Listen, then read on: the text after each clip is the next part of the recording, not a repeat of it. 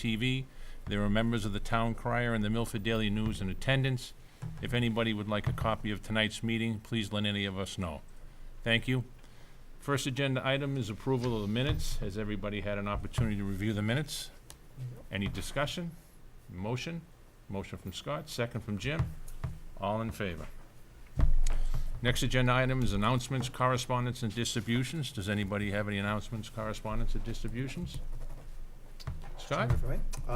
Yes, a couple things. I've actually been reached out to by several members of the faculty as well as of the public, parents, and actually even some students regarding the implementation of the holiday policy, specifically across the schools. So I was asked to, just sort of bring attention to the fact that there's significant concerns over ranging everything from faculty members being concerned about wearing any holiday-related clothing, even if it's within dress code, for fear of getting in trouble or being held accountable. Fear of saying, wishing anyone either Merry Christmas or Happy Hanukkah or both. The removal of any and all, the impression of removal of any and all decorations from certain classrooms. I had one, and I would tell you the range of phone calls have ranged from teachers, paraprofessionals, parents. I actually had a first grader directly reach out to me, which was an interesting conversation, as you would imagine. It's something that's been brought to my attention. I know when the policy was first introduced, we actually discussed this specifically of, hey, so what happens if a teacher says Merry Christmas? What's the impact on the teacher? The teacher's feeling, whether it's real or otherwise, is that they're not able to say that. And there's some significant concerns over that and how it's, how it's either been implemented or executed. We know that sometimes there's shades of gray in things that we do. And in some cases, it's the black and white that we see. So it's been brought up. I've had several people reach out to me over the last several days over the way that they're feeling within the classrooms and within the schools right now. So I wanted to make sure that I brought that up and brought it to the attention of the superintendent and this committee as well. That I don't know if others have had people reach out to them over concerns over this, but Kevin, I just wanted to make sure we reach out. Mm-hmm. And if there's something that you wanted to address on that and how we want to handle this as a committee as well. Okay. Any other members before Kevin and I have had quite lengthy discussions about it. I, as well, have had many people reach out to me. And we're looking at some different things. Today we got a petition from the high school, which we're very well aware about. And we're looking into possibly some common areas, doing some things with some common areas, and trying to better explain to everybody really, because to your point, Scott, I think some of it's being taken the wrong way, so we want to try to get the message out to them, what is they can do, and we're going to make some slight changes in it as well. But we are aware of it, and we are going to address it. So the public should know that. And if I may, Mike, I also want to be clear that part of the religious observance policy is really protecting the religious observance of individuals. So any teacher, faculty member, student, parent there's no restrictions on saying Merry Christmas, Happy Hanukkah, Happy Holidays, Happy New Year's.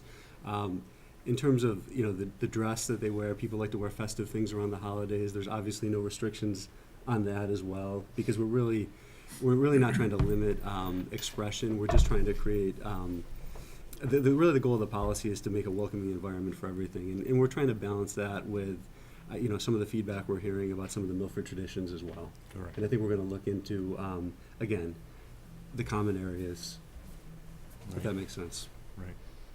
So, yes, Jack. I have a question. So when you talk about the common areas, what kind of things are you thinking? We're thinking like maybe cafeteria, maybe libraries, those types of places within the school. In general, maybe like a general kind of secular holiday display.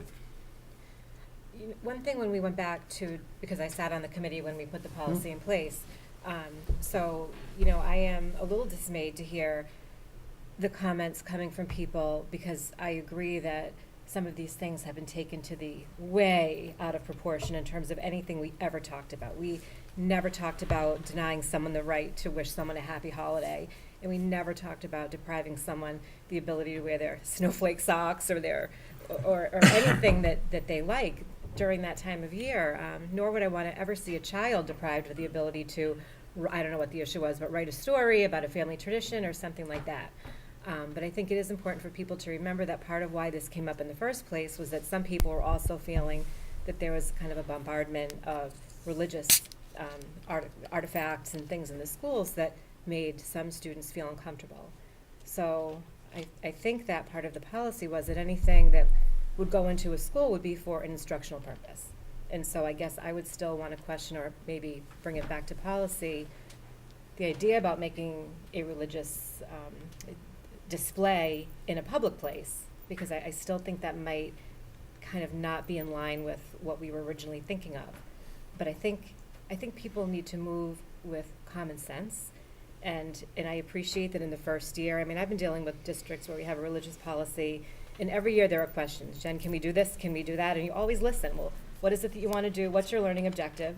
And if something seems reasonable, then you say okay. And I mean, I was at a wonderful concert at Stacy Middle School last night, and there certainly was holiday music, but it wasn't overdone. It was some part of the season, and in a couple of cases the teachers talked about why they chose a particular selection, and it made sense instructionally.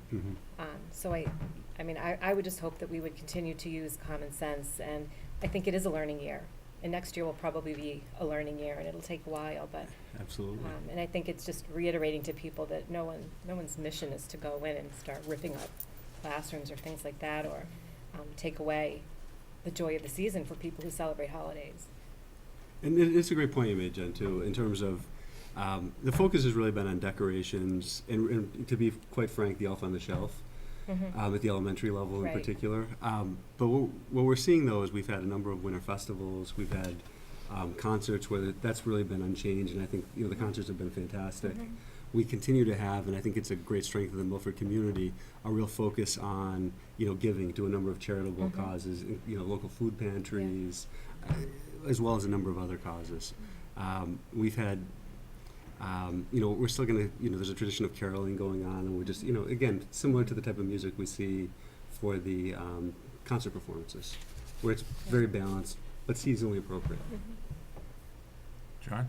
I guess mostly as a point of order at this point, I think that this warrants, being discussed as a future agenda item naturally, but at this point might be moved down to old business if we want to discuss it at in depth. This is the announcements and correspondence, and it's definitely an important topic, and one that I'm glad that Scott brought up, but if, I guess, again, just as the point of order. Sure. All right. Next agenda item is invitation to speak. Can I add one more announcement? Sure, absolutely. I'm sorry. Sorry about I've that. got a couple things. One is, this was a fantastic gift, and it might fall under gifts, but I thought it'd be a great announcement. This is actually a diploma from 1883, a Milford High School diploma from 1883. That was a gift to us from Bob and Jerry Tasker, and we're going to display this in the Milford High School library. And I just want to pass it around to the committee just to give everybody an opportunity to see it before we put it up, and thank the Tasker family for their donation. I thought it was just kind of awesome. And I think That's nice. Nick Molinari, who's a high school librarian, might actually have the graduation pamphlet from 1883, so we're going to maybe try to pair them together. Wow. It's kind of a cool display, so I'm just going to pass this around to everybody to take a look at. Is that the actual, imagine passing That's those out. the actual diploma. And the second thing I have, if you don't mind, Mr. Chairman, is tomorrow's forecast calls for very low temperatures, and I just want to make the announcement that our buses will be picking up walkers they see along the routes just to minimize the impact of the cold weather. And again, this sounds kind of silly and obvious, but I just always encourage people to dress warmly on these days where we're heading into the negative wind chill factor kind of mornings. Okay. Thank you. Could I add one, Mr. Chairman? Yes. I just wanted to compliment Milford High School on, I know several other members were there. They had an open house for high school activities, sports, and all kinds of clubs. I think it was last week. And I think part of it was to highlight things for the 8th graders and help them begin to assimilate into the high school. But the students were so welcoming. The advisors were wonderful. They did a great job. And, I think for 8th graders coming up and not knowing if it's really your school yet or not, it's kind of an awkward feeling, but the outreach was excellent, and they just transformed the gym. It really looked beautiful. It was a lot of school spirit and really nicely done. So thank you. Thank you, thank you. Okay, next agenda item is invitation to speak. Come on up there, young man. How are you? Good. Good. Why don't you let everybody know what your name is? Kivan Darwala. I am a class representative for the class of 2017. Good evening. The Student Leadership Council hosted the annual American Red Cross Blood Drive on November 18th. 38 units of blood were collected that will help save 114 lives. Mr. Steve Petak from the VFW informed Ms. Bannock that Junior Regan McGrath won the Voice of Democracy essay contest and will be honored on Monday, December 19th at 11 a.m. at the Milford Senior Center. The topic of Regan's winning essay was My Responsibility to America. The senior formal was at the Doubletree last Friday. Everyone had a great time, and we are looking forward to our next special dance, the Senior Prom. The class of 2021 athletics, academics, and art showcase was a huge success. Students and parents met with captains, student activity leaders, advisors, and coaches to learn about all of the co-curricular programs we have to offer our incoming 9th grade students. Today, we hosted the Regional Science Olympiad meet. Students competed in wind power, microbe mission, astronomy, and towers. Wind power and towers are building events. Microbe mission and astronomy are test-oriented. We competed against Oliver Ames, Bridgewater, Raham, Stoughton, Medway, and Mansfield High School. Peer mentoring training for our 10th grade students is underway. Mr. and Mrs. Holt from Core Trainings had a long workshop for the girls last week, and the training for the boys is tomorrow. The peer mentors organized the Step Up Day, freshman orientation, and the year-long mentoring program in the freshman homerooms. Early college acceptances are starting to come in for the seniors. Students have been accepted to Harvard University, Yale University, Bates College, College of the Holy Cross, Boston University, and St. Anselm College, just to name a few. Seniors will continually be meeting with guidance to their acceptances. Very nice, thank you. Any members have any questions? Can you read that college list again, just so they can hear it Oh, one more time? yeah. Harvard, Yale, Bates, College of the Holy Cross, Boston University, St. Anselm, and those are just a few. That's awesome. Yeah. If I'm not Awesome. mistaken, the student going to Yale is going on a football scholarship, He is going on a correct? football scholarship. On He's a one of my football best friends. scholarship. So, So, Dual Yeah. scholarship, if I'm not mistaken, right? Um, Yeah, yeah, it is. wow. He's a smart kid too. All right, I great. highlight that as well. Yeah. Blake would appreciate that. Yeah, Blake would appreciate it. Thank you very much. No problem. Thank you. Thank you. Good Thank you. work. Next agenda item is Special Education Program Update.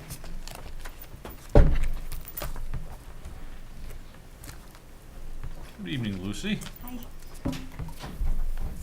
How are you? Good, how are you? I'm good, thank you. So, you want an update on the SEL report? Okay.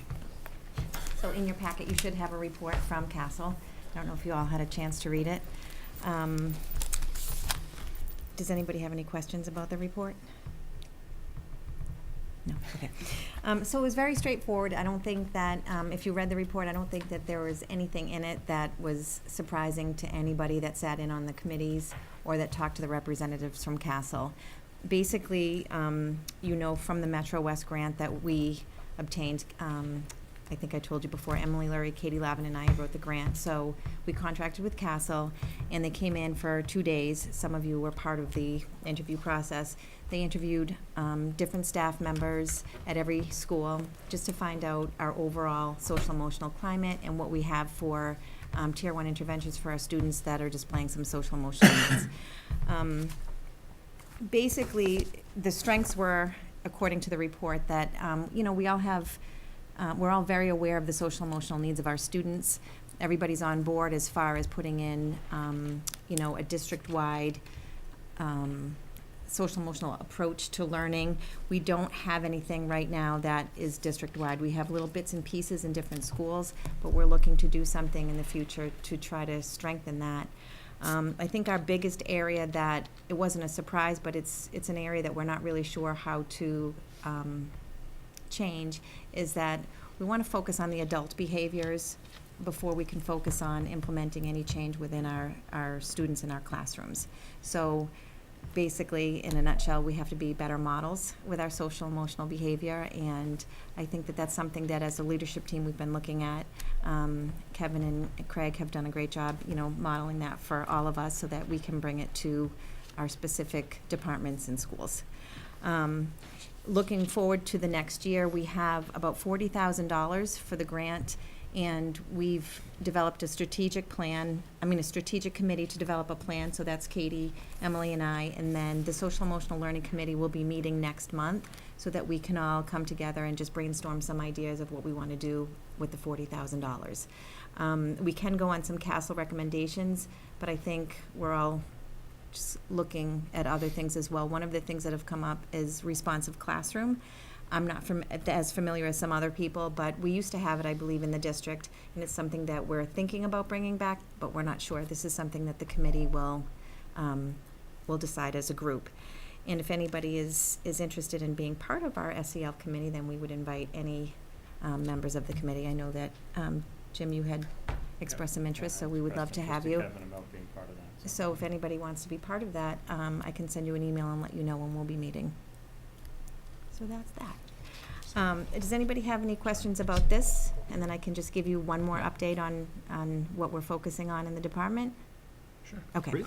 So the other thing, Vicki Houston and I, she's the assistant director, as you know, we've been looking at the substantially separate programs in our district. So in every single school, we have some substantially separate programs for those students who have significant special needs that are not able to be included in a regular education classroom for the entire day. So for instance, you know that we have a Milestones program. We have it at the preschool through grade 12. Those are for children that are on the autism spectrum. We also have a medically fragile room at the preschool, and we have one at Woodland Elementary School. I think, kind of piggybacking on the CASEL report, what we're looking for is maybe some more therapeutic interventions for some of our students. We're seeing an increased number of students that are referred for social emotional needs, and it's actually not just for our students that are on IEPs. So a lot of our kids in the past, well, actually since school started at Brookside Memorial and in Woodland, we've had some pretty significant cases where kids are having some behavioral difficulties, and again, with or without special needs. And I think because of the number of students that we're seeing, we're not always prepared as far as what we can do in the moment. So, we try to prevent disruptions in the classroom. We're very aware of how it affects other students in the classroom, and we look at the number of adults that are available to help the students that are in need. We do have great partnership with some area agencies, so that if a student is having difficulties, we know what resources we can, attach to, but we still have some work to do on that. So we currently have a therapeutic classroom at Woodland Elementary School, and I think we have to look at the numbers and see what we have available for Stacy Middle School for next year, if in fact we need one.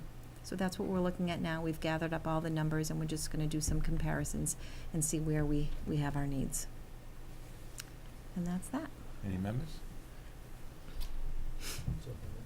Jen? So, thank you for all the information, and I definitely understand about all the growing needs for students. And in terms of a therapeutic class, are you looking at maybe a model where we might be able to do some of the expanded evaluations in district, rather than sending kids out, like if somebody needs an emergency evaluation, like 45-day or something like that? We are, but as you know, we have to work within the parameters of what we're allowed to do. So Right. For some kids, again, if they're not even in the referral process for an IEP, if they're displaying behaviors that are harmful to themselves or others, and we're very concerned about them, we have to be mindful of the fact that we can't always, if we called Riverside and we suggest to the parents that that's where they should bring their child, sometimes a parent does not want to go that avenue.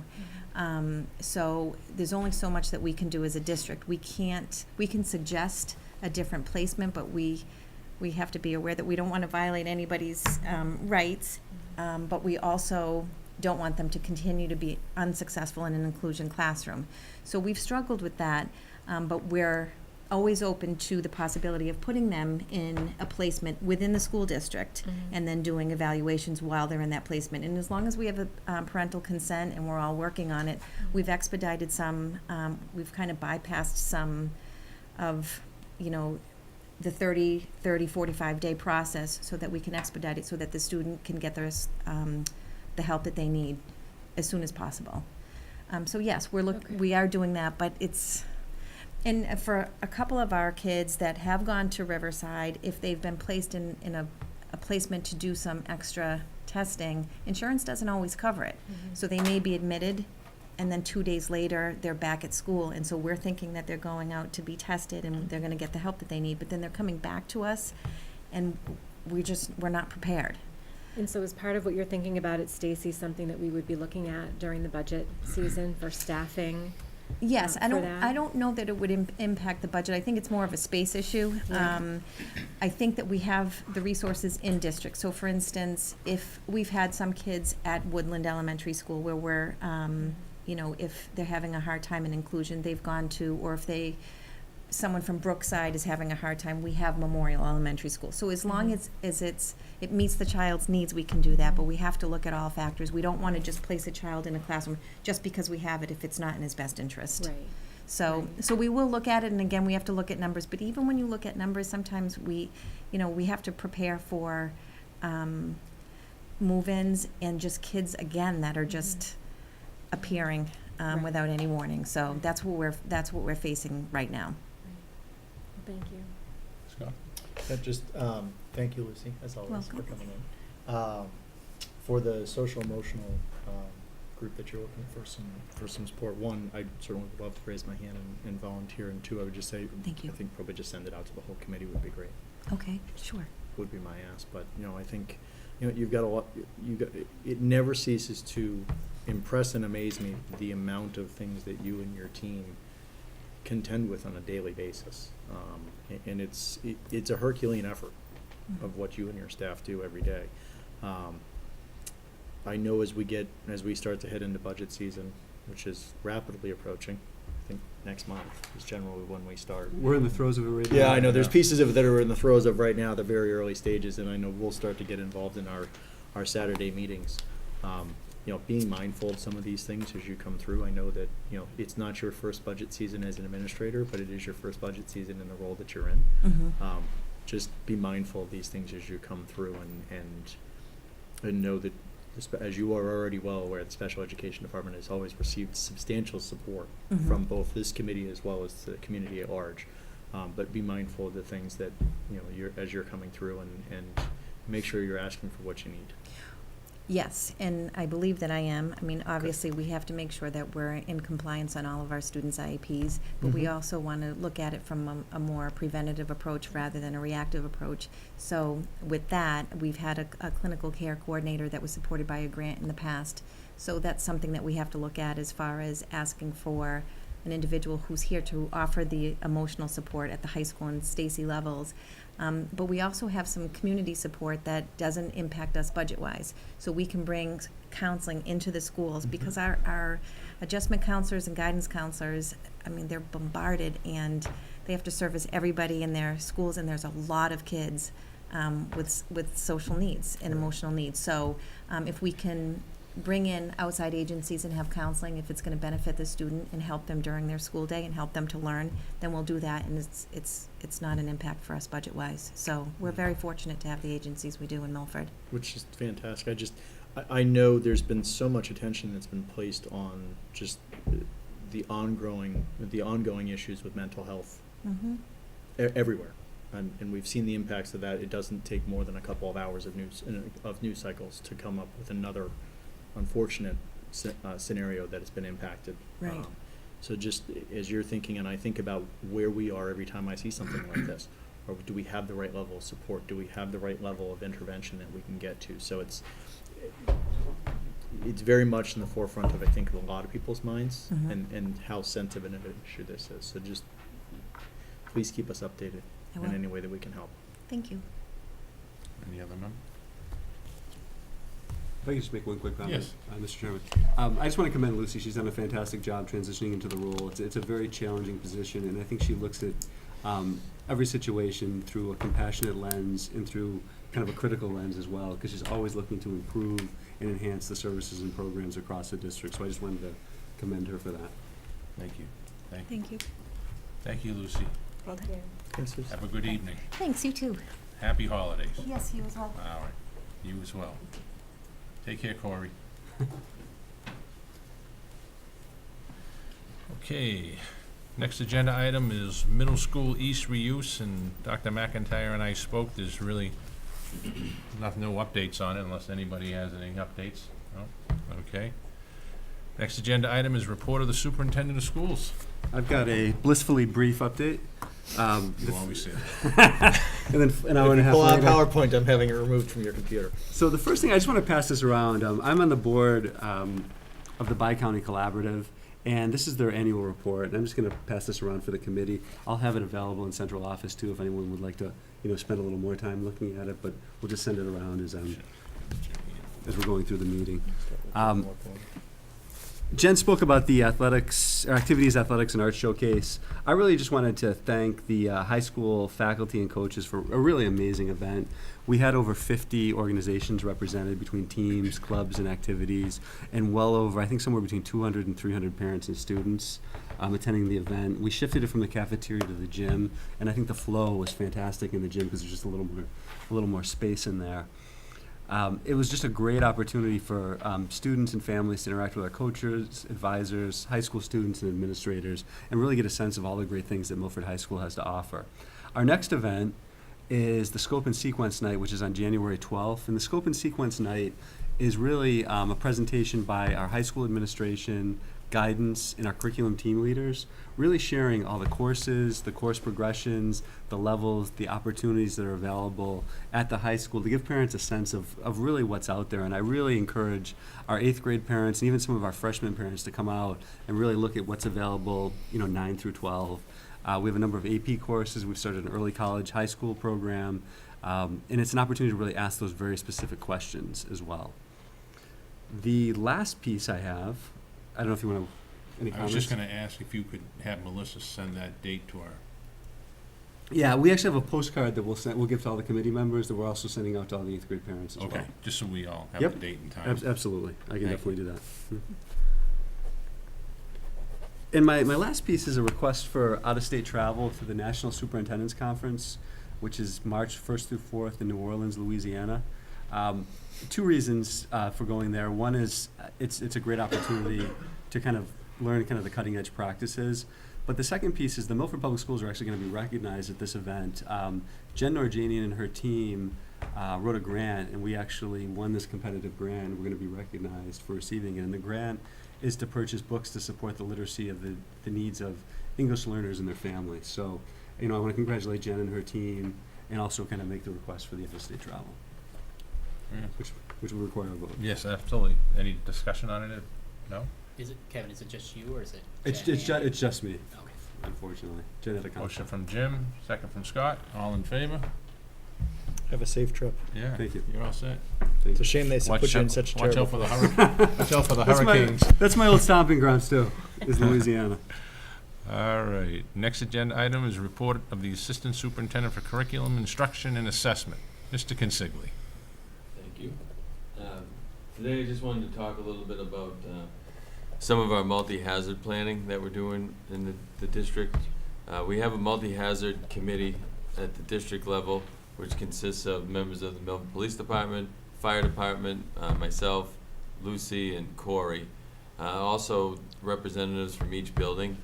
And what the purpose of that team is to get together with the buildings and create an emergency operations plan for the district. We're gonna take this plan and it's gonna be given to the police department and fire department. They're gonna have this plan for every school so that they know what we're doing for any kind of emergency. Currently, we're collecting all of the plans from each school. We're reviewing them as a committee.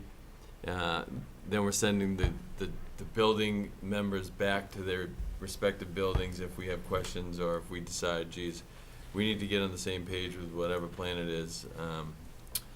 So that's where we're going with our emergency plan. In terms of getting the message out to staff. Right now, Officer Gresham and Officer Tiernan are going school to school and reviewing safety protocols. A couple of things that they've done just this past month is they were at the Milford High School in the last half a day, and they reviewed internet-based threats. Unfortunately, we've gotten a couple over the last year. Thanks for reminding us, Craig. Welcome. Threat response, just how staff can respond to any kind of a threat, and they were there basically so staff could ask them questions. How could we deal with this? How do we deal with that? They also reviewed the rave panic button that we have in town, which allows you to have the button on your phone. You can press the 911 and it just tells you a location to the police department. And then they reviewed lockdowns and the procedures that go with that. But I think that the most important part of this committee is that we're pulling all these things together, making sure that we all have the same plans and we all have the same protocols. So if a staff member does transfer from building to building, or if a staff member happens to be in a building, they'll know what to do because we're all using the same language and we all have the same basic plan. If one of the things you could do as part of that, Craig, if you could double check it, I know that Bob had done, on every cruiser was equipped with a notebook, Yeah. and the notebook described the school, so if they got a call, say to the Woodland School, but that's why they put the numbers on the outside of the doors and everything, Right. so they wouldn't pull up the main driveway and just go to and try and figure it out. They know that the person calling it in was, trained to report at door 14, they would go right to that area, they had all the documentation. Maybe if you could just It's follow a up on good that. suggestion.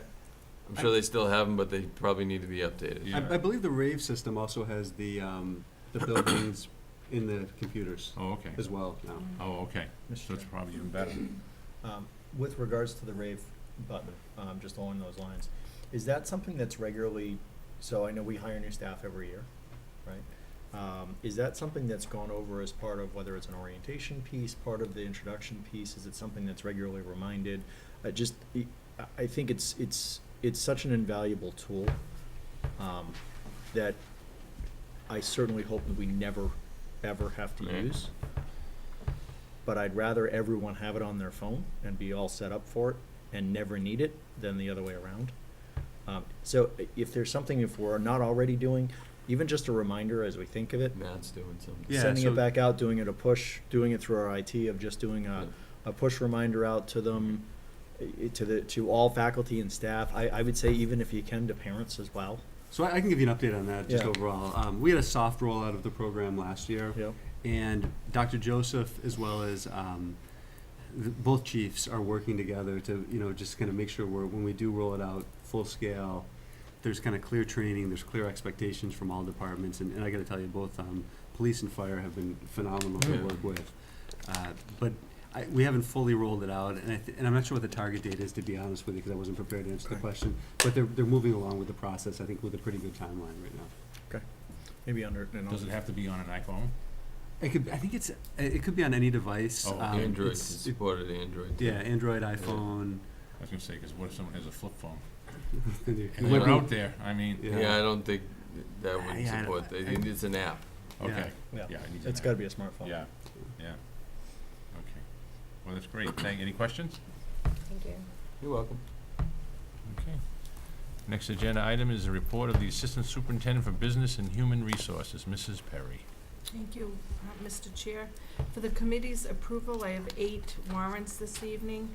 The first warrant is in the amount of $374,355.24. Motion from John, second from Joe. All in favor? The second warrant is in the amount of $8,356.51. Motion from Jim, second from Jen. All in favor? The third warrant is in the amount of $112,006.15. Motion from Scott, second from Jen. All in favor? The fourth warrant is in the amount of $24,897.54. Motion from John, second from Joe. All in favor? The fifth warrant is in the amount of $19,635.72. Motion from Jim, second from Scott. All in favor? The sixth warrant is in the amount of $182,262.39. Motion by Joe, second by Jen. All in favor? The seventh warrant is in the amount of $5,432.89. Motion from Jim, second from Scott. All in favor? And the last warrant is in the amount of $10,426.35. Motion from John, second by Scott. All in favor? What a shopping spree. The committee has a budget update from our previous meeting. We have a personnel update for the committee. No vote is required. We do have 2 out-of-state field trips that I have for the committee's approval this evening. I'm just trying to pull them Where we up. going? I apologize. Where are they?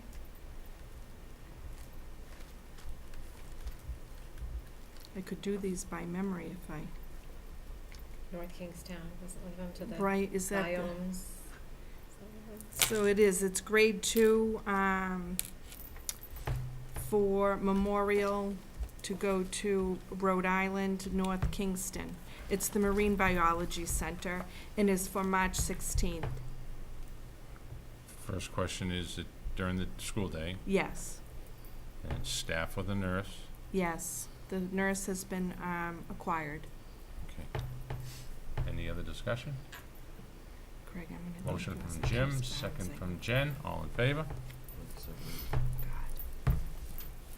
And the second one, thank you, is, again, the Memorial School, for March 24th to go to, the Stadium Theater, in Woonsocket. There is a nurse, scheduled, and it is for grade 1. Grade 1, yeah. Any discussion? Motion from Joe, second from Scott. All in favor? And I'm gonna ask the committee to pass over the cheerleading request this evening. There's been a few changes, so they've requested to have it come up at a future meeting. And there are 2 gifts, I believe, this evening. Yes, I checked with Melissa earlier. So, this is from the Brookside School PTO. Purpose of the gift is for technology. Very nice, $10,000 gift. Thank One you of their very, very events. much. Okay, motion from Scott, second from Jim. All in favor? And the next is Alternatives Unlimited and Incorporated. It's Family Fun Day donation for $1,000. Another very nice gift. We have a motion from John, second from Joe. All in favor? Okay, sign this and get this around. And that's it. Thank you, Mike. Okay. Next agenda item is subcommittee updates, marketing and communications. We had a great meeting this week. We continue to talk about push content out to the community, but I think the highlight this week to point out is the second youth summit meeting that occurred this week from the bringing together the high school coaches and the youth system. Another successful night. 15 people in attendance. The next one is scheduled for February, where we're going to have breakout sessions by sport. But there was a lot of great dialogue about how we can connect those 2 systems together. A lot of great ideas from the youth system as they're looking forward to working with the high school. A lot of great ideas about how we can develop camps, programs, et cetera, sport by sport. So it was certainly collaborative, and I look forward to the one in February. Yeah, I've gotten a lot of positive feedback on the night at the high school that Jen spoke about and the marketing. There's a lot of buzz going around the community of how it's really, stepped up, and, people are really excited about it, so. That's good. We do have Yeah. we have a lot of things in process right now, and you'll see more content come out as the year goes on too. So, Keep up the good work. thank you. Woodland School Building Committee? I can give an update, Mr. Chairman. There's actually 3 things. The first is the The turf field is nearing completion at the Woodland site. It'll be available June 1st, primarily for woodland use, potentially some high school use as the season winds down, and then August 1st for kind of school use and community use. Okay? Next, I want to thank Shawmut for all the work they did on this project. If anybody's been through the Woodland building, it's just an amazing, amazing building, and I just want to give credit to Shawmut, who, our relationship is starting to kind of come to a close. Obviously, the full building committee too. I can't give enough kudos to that group and all the work that they've done to kind of bring this amazing project to fruition. The last piece is the committee approved $1,000 for a site plan for a cold storage site, which will be used for storage of some woodland equipment. Very nice. Any questions on that? No? Thank you. Okay, next agenda item is future agenda items. Does anybody have any future agenda items? Scott? If I may, just with regards to what Kevin was just talking about with regards to the, giving an update on the rave system as far as expected, Sure. it doesn't even necessarily, just a quick update on when are we expecting a full implementation of the rave system Okay. and the launch of that? Anybody? Just the timeline, doesn't need to be any more detailed than Sure. that. John? I'd certainly add the review of the religious policy or discussion or Okay. interpretations on it based on earlier conversation. And also, could we just add to the policy subcommittee, the school use, we'll have to add the woodland field. Okay. So that would be good to get done. Okay. Any other? Okay, next agenda item on the old business. Scott? Go back and visit the holiday policy. I agree with John that for a future agenda item, for future dating, that's fine. We're 5-6 days away now from, so I think it's something that, as a committee, we need to have a conversation as far as if there's any debate and Mhm. be able to give some direction to the superintendent to go back to the schools with knowing that, there's 5 days left after tomorrow. Correct. So, I think it's timely. I get it, and I get that there are other major holidays that will happen throughout the year, and again, I agree with John that we need to, probably review overall, but I think we need to be able to give some direction to the superintendent as a committee, given that it's our policy. Starting with the elementary schools, what were you thinking? What were your changes? The same thing, cafeteria or? Yeah, I think we'll do some, and again, I'll talk to the principals tomorrow, and, I've had some conversations with some faculty members over the last couple of days. So I think the focus will be, I think we'll look at some, like a cafeteria, maybe a library, as a way to kind of be responsive to some of the feedback we've gotten. Well, I think one of the things one thing that was brought up to me was all you have to do is go to town hall. There's a big Christmas tree sitting in the lobby of town hall, and of course, we were at the meeting last night. You walk in, and there it is. There's an It's tough to example. miss. So, but maybe that's considered a common area. I don't know. But the other thing I heard was at Memorial, little decorative Christmas tree that was on like a stand or a desk or whatever. That had to go. I mean, Yeah, it's going to be tough to go to like each specific one. okay. I would say that I think our focus will be to kind of keep the classrooms relatively neutral, eliminate the elephant on the shelf, and see if we can do something in a couple of the common areas. I think is a goal, and I think the important emphasis is that I don't want people to feel like they can't wear their Christmas sweater or their ugly Christmas sweater or their socks or say Merry Christmas or Happy Hanukkah or that having that personal expression. Mhm. I think that's important, and I think that's a piece that I think is critical to communicate, because I don't want people to feel like they can't acknowledge a season that's kind of happening across the board. But at the same time, I do want to make sure that we're kind of sensitive to the fact that we have multiple faiths, traditions, and diversity represented in our school. And again, many of our families do celebrate Christmas or acknowledge Christmas, but some do not. John? Yeah, I guess I want to say, I wish, we had the opportunity to have the policy in front of us now if we want to discuss it at further length. But I think this is the opportunity, this is our committee policy that we adopted. If there's any specific questions, us as a committee, make a specific determination. So if there's anything that wants to be discussed right now, specifically, can we do this or the superintendent feels, I think we can do this, do you agree or not? Now's, a good time to get some of these important, questions out there. There's a question, is a Christmas tree truly a religious symbol? Or as the superintendent mentioned earlier, is it more of a secular holiday, a commercial holiday? And this is the opportunity to discuss it if we want to. Well, I agree with To you. get to that level of detail right now. Yeah, with Jen, I think some of it too is, a lot of it, to me, is common sense. I mean, I wouldn't take that policy that I don't have an ugly Christmas sweater, just so you know, but You've got a bunch of them. I mean, but I'm not gonna lie to you, I baby. mean, I wouldn't think that, I couldn't wear my Christmas sweater, because of this, or, I know women, wear Christmas jewelry, candy cane or whatever, things like that.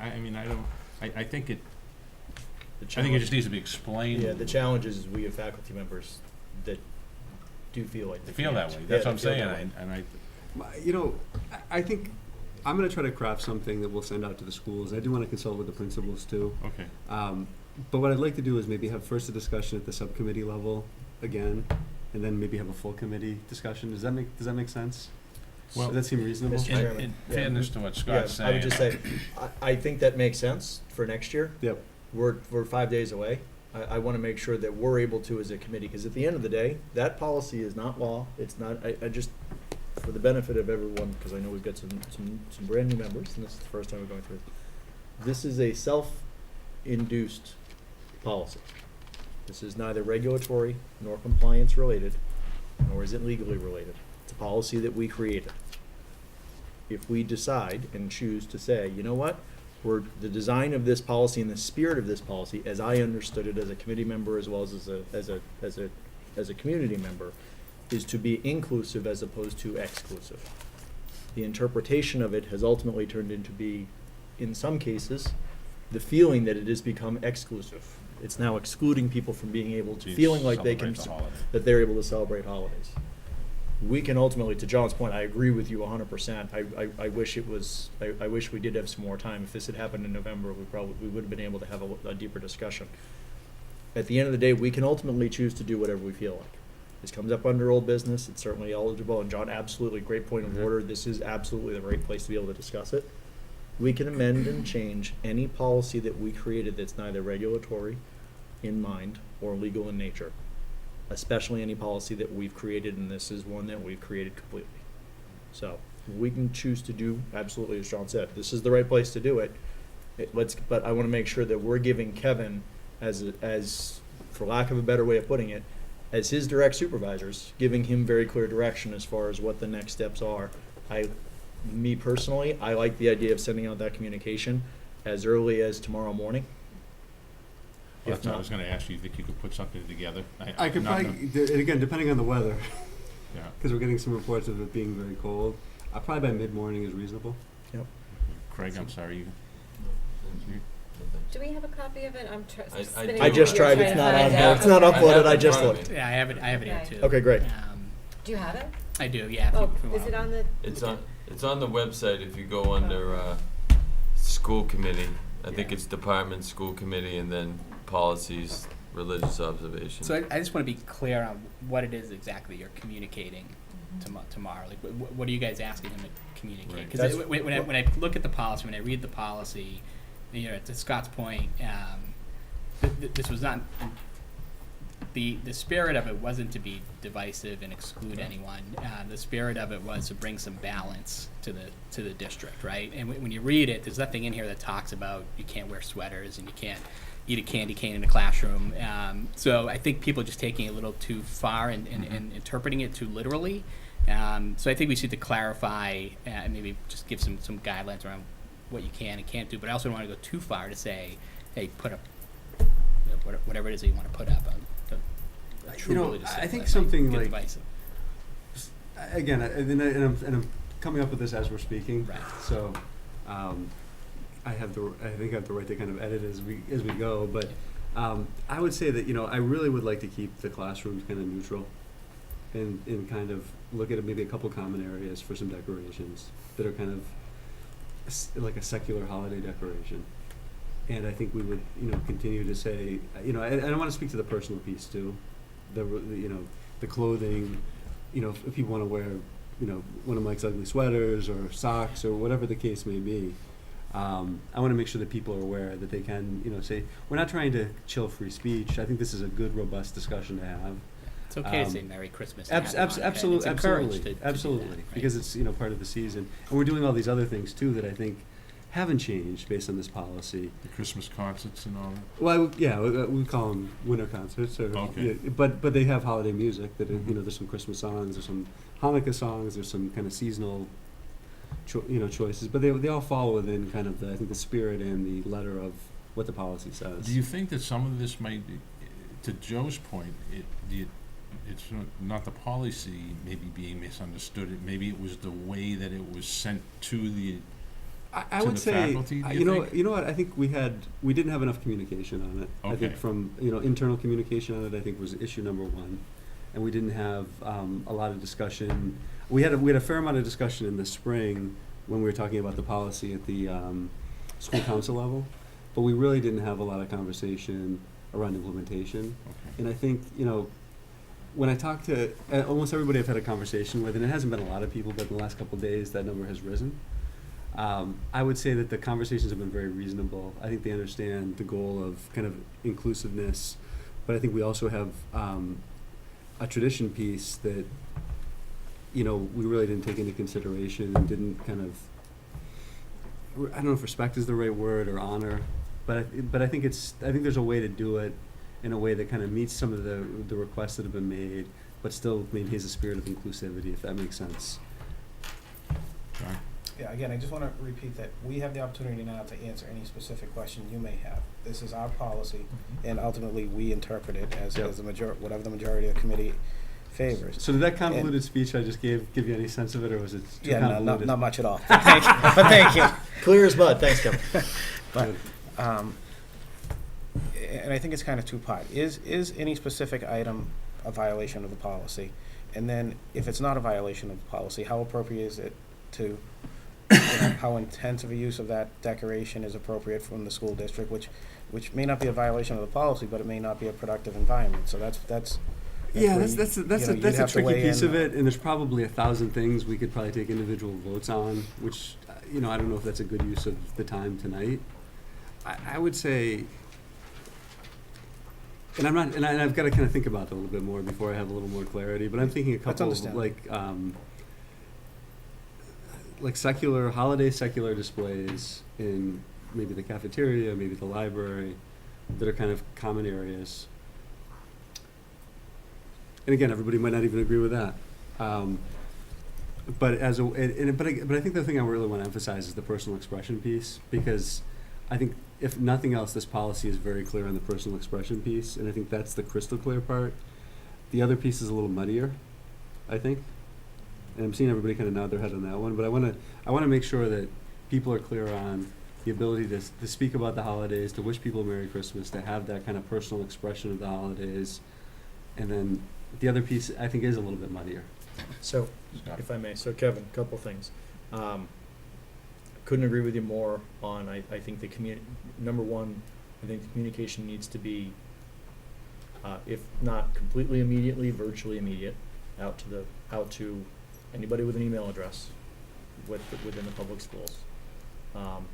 Number one, as far as formal communication, coming directly, I think, from the superintendent's office, this would be what I would, where I would like to go from a direction, is communication via email out to the schools, out to all faculty and staff, with direction specifically to what you're saying as far as freedom of speech is still in full enforcement within Milford Public Schools. Using expressions such as Merry Christmas, Happy Hanukkah, and wishing somebody well wishes for the holiday season are certainly within the spirit and scope of what we are about within Milford Public Schools. Freedom of expression, as long as it is within dress code, with regards to Christmas sweaters and Christmas attire, jewelry, accessories, as long as it is appropriate and tasteful, are absolutely within the purview and reasonableness of the of the staff as well as the students. My one question I had for you is as far as decorations as far as secular decorations and things like that, I would say I would provide some very specific examples of what those are in your mind, and it may be something that you want to think through a little bit more. But I would say, for me, as one of 7 members, I want to make sure for you as the superintendent that we're providing you some clear direction on that. To John's point, that we're here, we can have these questions because it is our policy. But I think as a school committee, I think the community deserves our leadership as elected representatives that we're providing that direction to Kevin, and Kevin deserves that from us. Well, one of the questions that I would have to all the members is, what have you heard from the community? What are some of the concerns that people are saying to you? Sure. Mine is with regards to, I'll be honest with you, I said it to I've probably seen 5 employees since I've walked in this evening to this building for this meeting and just said, "How are you? Merry Christmas, Happy Hanukkah." And sort of tongue in cheek saying, "Oh, we're not allowed to say that anymore." I mean, it's at that point. Yeah. Where so just saying things of concerns and fear, for lack of a better way of putting it, over wishing somebody a happy holidays, Merry Christmas, Happy Hanukkah, fill in the blank. The ability to wear anything that's expressive of anything holiday related. Christmas sweaters, jewelry, jingle bell earrings, necklaces, brooches, Santa Claus on their shirt, a menorah on the shirt. I mean, it's anything, things of those natures. These are the things that have been brought to my attention. The decorations, either being put up and then removed almost immediately. I agree with the elf on the shelf. Probably my own personal opinion. The elf on the shelf is probably a little farther than I would feel comfortable with. But those are the things that those are some of the things that I'm. That's exactly what I'm hearing. Those are exactly those are the very specific things that I'm hearing. Well, 2 of them we've already. Sounds like we've addressed. Yeah. Yep, I agree. That it was just a misunderstanding. Yep. But I think we need to be crystal clear Yeah. with that communication back out. So, not to put that kind of pressure on you, but if you could, get it out. Yeah, no, I ASAP, to Scott's point, we've only got. After tomorrow. I'll draft something tomorrow morning and get it out probably by mid-morning. I just want to, with this, I feel like there's been some misinterpretation, especially with the personal piece of it. Right. Yep. And I want to make sure that's clear, and I want to I've got to kind of crystallize in my head how to kind of articulate what we might look for in some of the common areas. Does that make sense? John? I guess the only thing I would add at this point is, why don't you welcome questions from the staff going forward so when we do address it at the next, whenever that agenda item comes up, that we have some specific questions, because we don't know what they're thinking. We're hearing bits and pieces, and let's get the questions out there and give them answers. Right.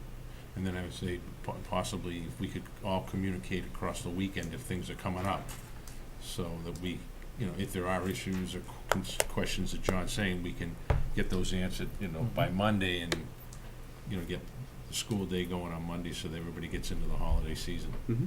Yep. We could do that. Jen?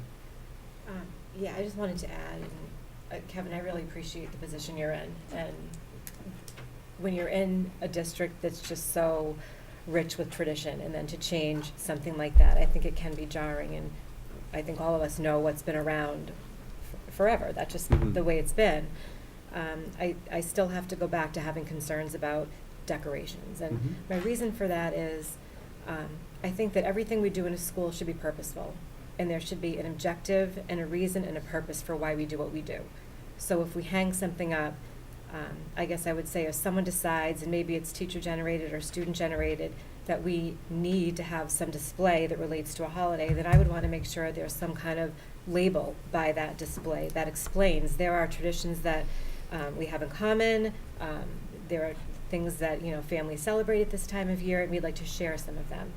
And that may take extra work on someone's part, but I would feel more reassured knowing that there was a purpose behind it and a learning objective, rather than somebody decided that, well, we just better put a Christmas tree here, or a dreidel, or a Kwanzaa I don't even know if that's a religious holiday or not, forgive me, a candelabra or whatever it is, but anything that goes out there, I just think because it's such a tricky topic and it's very different for everybody. And the other thing that we talked about in our policy meetings was the fact that for some children, the holidays are a really difficult time of year. And there's nowhere you can go in this world, in this country, starting the minute that Halloween is over, where there's not holiday just hitting you over the head everywhere. And school is a safe place, and it should be a neutral place, because that's what the law dictates, separation of church and state. And I just want to make sure that we're providing our students with an environment where they're not also feeling overwhelmed or unhappy because of something that didn't really need to be there. So I think if something's done thoughtfully and purposefully, then I think that's different. And I think that's a great point, and that's precisely why we focused on the decorations as opposed to like the other kind of events that we have that we still continue to have. I think I'm kind of clear on the direction from the committee, if that makes sense. I don't know if anybody wants to share any other piece. Just, my only question is just clarifying the timeline for getting Right, this communication out. I would say my goal is tomorrow mid-morning, Okay. Can you, barring, some kind of crazy weather situation because of the cold. my only other ask would just be, can you, I'll for forward me, it to is the committee as well. can you Yeah, copy the committee on it when Absolutely. it's sent out to Right, the rest of the group, just so absolutely. we're getting it at the same time? Absolutely. Is everybody okay with that? Yeah, absolutely. I agree with everything that Jen said. She kind of said it more eloquently than I did, but it's No. yeah, believe it or not. Hardly. Everything having a purpose. So yeah. even if something's not a violation of policy, what's the purpose and is it a positive result? Right, absolutely. And that's what I was, saying, that it might be more appropriate for Kevin to deal with Right. almost regardless of our opinion. Not really, but you know what I'm saying. I do. It's not a policy issue, it's a So for the general public, the administration, the faculty, we want you to know that we are working on it, and we will make some adjustments to it. Absolutely. All right, so thank you. And everybody sign their conflict of interest form, which is in the packet, if I could have it before you leave. Any other old business? With that, I'll take a motion for adjournment. Motion from Scott, second by Joe. All in favor? Good night, everybody, and happy holidays. Thank you.